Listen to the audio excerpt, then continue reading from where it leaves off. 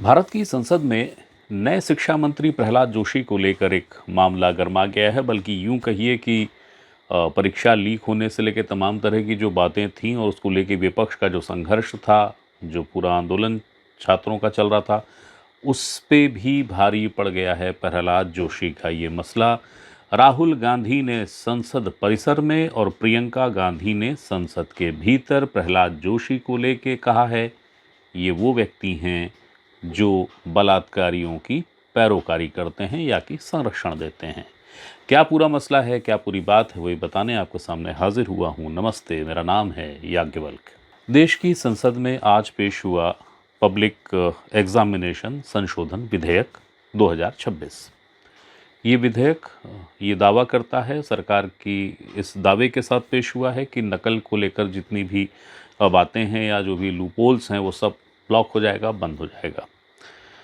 तो जब इस पे चर्चा चल रही थी, इसी चर्चा के दौरान एक राजनीतिक विवाद खड़ा हो गया और ये विवाद विकराल रूप लिया हुआ है। बल्कि संसद के भीतर से लेकर संसद के बाहर तक इस मुद्दे की चर्चा हो रही है। मसला क्या है? मसला ये है कि संसद में जब प्रियंका गांधी खड़ी हुई चर्चा के लिए, तो उन्होंने सरकार पर छात्रों के आंदोलन को लेकर तीखा हमला बोला। उन्होंने सवाल उठाया कि छात्रों पे आंसू गैस छोड़े गए, लाठीचार्ज हुआ, ये बल प्रयोग की ज़रूरत क्यों थी? उन्होंने सवाल किया कि जो युवाओं के खिलाफ पैलेट गन और AK-47 का उपयोग करने की स्थिति बन गई, ये किसके आदेश पर हुआ? पैलेट गन और AK-47 के मुद्दे पर उन्होंने पूछा कि किसके आदेश पर हो गया ये? किसने ऐसा करने के लिए निर्देश जारी किए? प्रियंका गांधी ने सरकार से पूछा कि क्या ये सरकार छात्रों को आतंकवादी मानती है? अब ये मसला बहुत तीखे तेवर के साथ आया। तो ये जो संवाद है, ये जो बातचीत है, ये यहाँ है, देखिए। क्या जरूरत थी उन छात्रों पर आंसू गैस चलवाने की, उन पर लाठियां बरसाने की, उन पर वाटर कैनन्स चलवाने की? क्या जरूरत थी उन नौजवान लड़कियों को जलील करते हुए उनके कपड़े फाड़ने की, उनको बेरहमी से गंदी तरह पिटवाने की? देश के युवाओं पर पैलेट गन्स और AK-47 चलवाने की क्या आवश्यकता थी? क्या वे आतंकवादी थे? क्या आतंकवादी हैं? टेररिस्ट हैं? हाँ, कांग्रेस बोल रही है। हाँ, कांग्रेस बोल रही है। जवाब दीजिए, जवाब दीजिए। कांग्रेस बोल रही है, जवाब मांग रही है, जवाब दीजिए।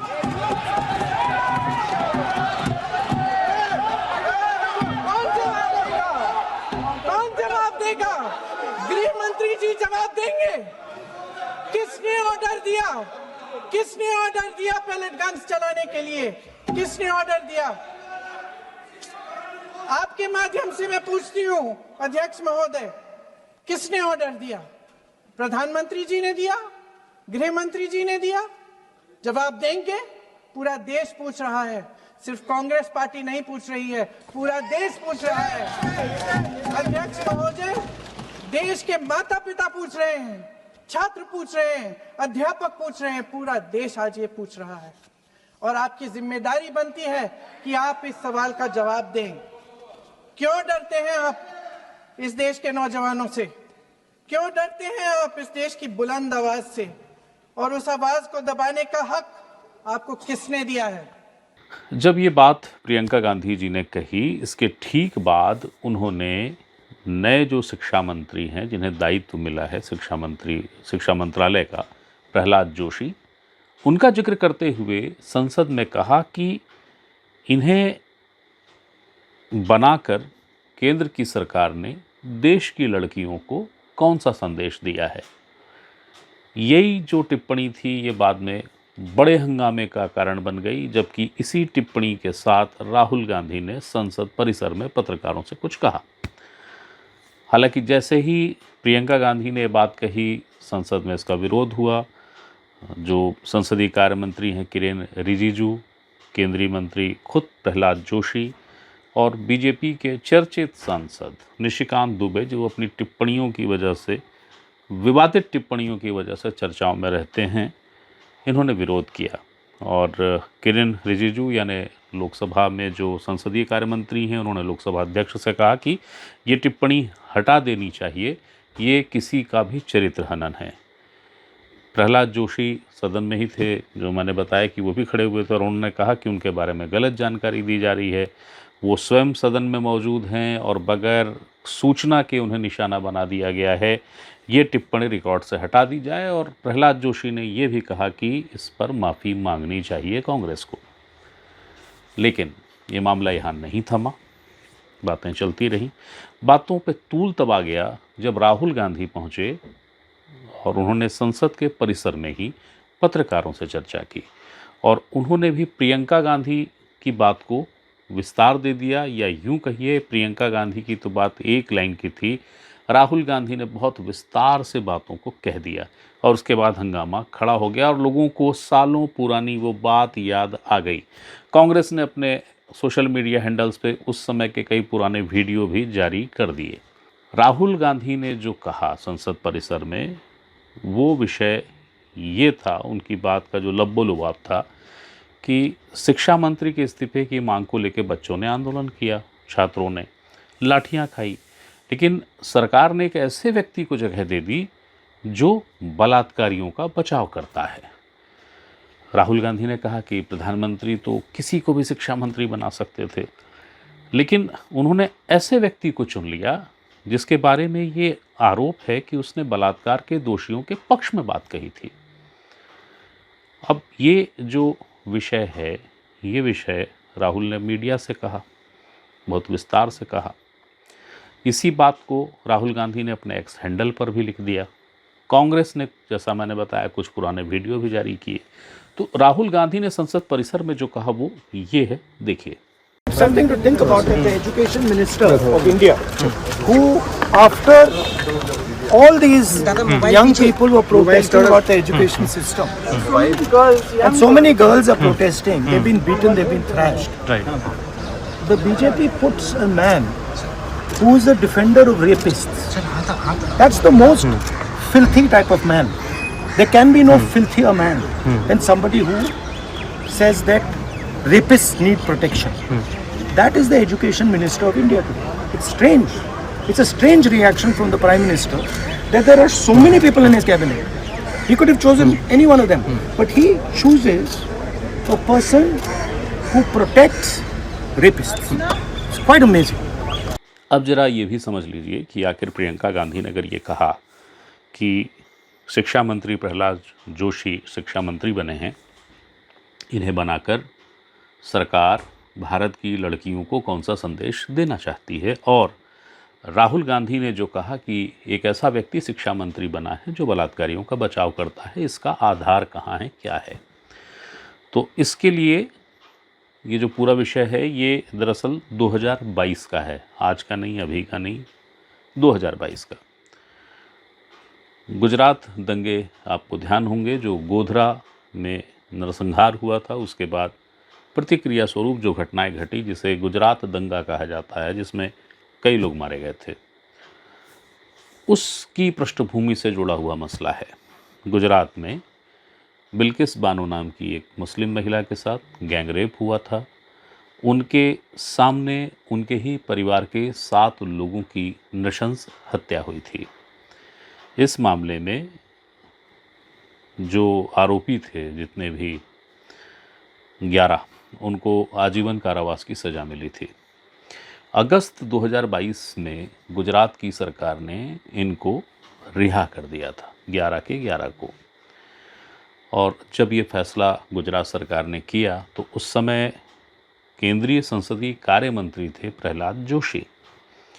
उनसे मीडिया ने प्रतिक्रिया ली कि भाई इस आदेश को लेके बहुत कुछ कहा जा रहा है, आलोचना हो रही है, निंदा हो रही है, आप इस पे क्या कहना चाहते हैं। मीडिया ने सवाल इसलिए भी पूछ दिया था क्योंकि प्रहलाद जोशी को लेकर कहा जा रहा था कि वे इस आदेश के समर्थन में हैं। अब मीडिया से बातचीत में प्रहलाद जोशी जी ने जो कहा, उसमें उन्होंने कहा कि यदि सरकार और संबंधित प्राधिकरण ने कानून के तहत फैसला लिया है तो उन्हें इसमें कुछ गलत नहीं दिखता। उन्होंने इसके आगे कहा कि लंबे समय तक जेल में रहने वाले दोषियों को कानून में रिहाई का प्रावधान है।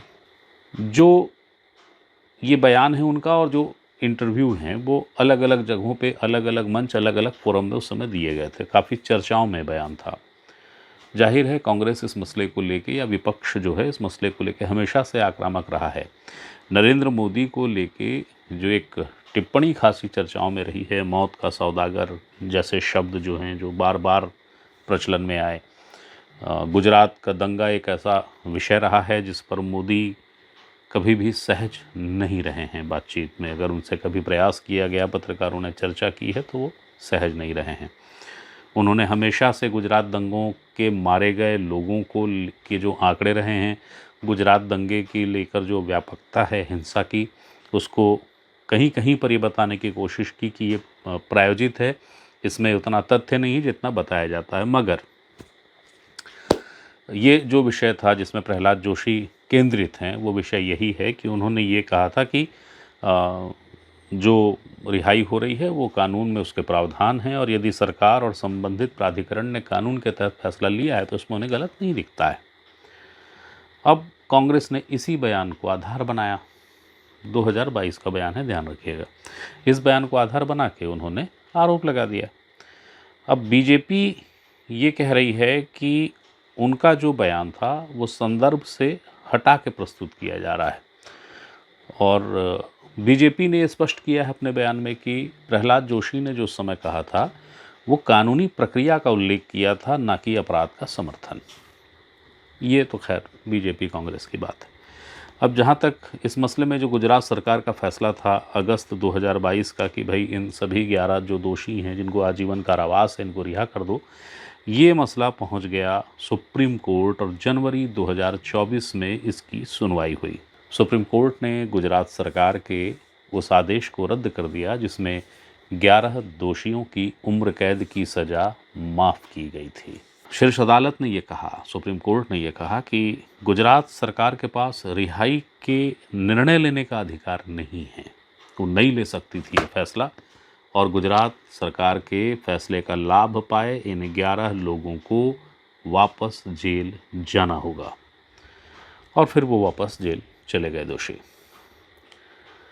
तो ये वो विषय है जिस विषय को लेके हंगामा बरपा हुआ है।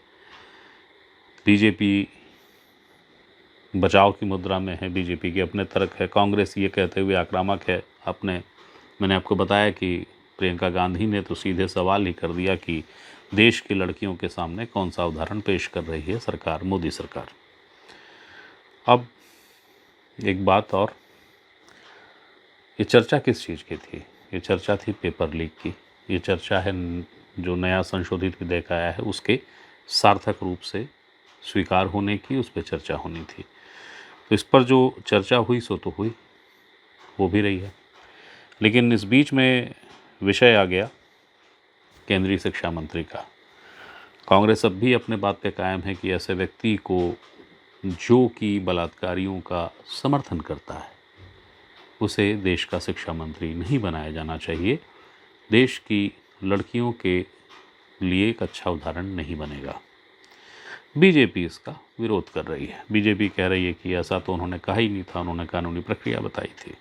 विषय ये भी जान लीजिए कि जब ये बातें हुई हैं उसके बाद देर शाम केंद्रीय शिक्षा मंत्री प्रहलाद जोशी, जिनके पास शिक्षा विभाग का अतिरिक्त प्रभार है, वो लोकसभा के अध्यक्ष ओम बिरला के पास गए और उन्होंने उनसे चर्चा की है। चर्चा के विस्तृत ब्यौरे अभी नहीं आए हैं। जो संकेत हैं उससे ऐसा लगता है कि केंद्रीय शिक्षा मंत्री प्रहलाद जोशी पर की गई ये टिप्पणी सिर्फ यहीं तक नहीं थमेगी, ये विषय आगे भी बढ़ेगा। बहरहाल जब बढ़ेगा तो उस विषय को लेकर भी आपको जानकारी देंगे। अभी तो आपको ये बताना था कि आखिरकार संसद में प्रहलाद जोशी क्यों चर्चा के केंद्र में आ गए और क्यों उन्हें लेकर कांग्रेस कह रही है कि ये तो बलात्कारियों के बचाव करते हैं बलात्कारियों का। एक महत्वपूर्ण विषय था, एक अहम जानकारी थी जो आपको देनी ज़रूरी थी, क्योंकि हर सूचना और जानकारी पर अधिकार सिर्फ आपका है। मैं सिर्फ माध्यम हूँ। फिर कोई सूचना हो या जानकारी वो देने आपके सामने फिर हाजिर होऊंगा। यदि हमारी खबरें आपको अच्छी लग रही हैं तो हमारे चैनल को सब्सक्राइब कीजिए और जुड़े रहिए द हिट.in के साथ। प्रणाम।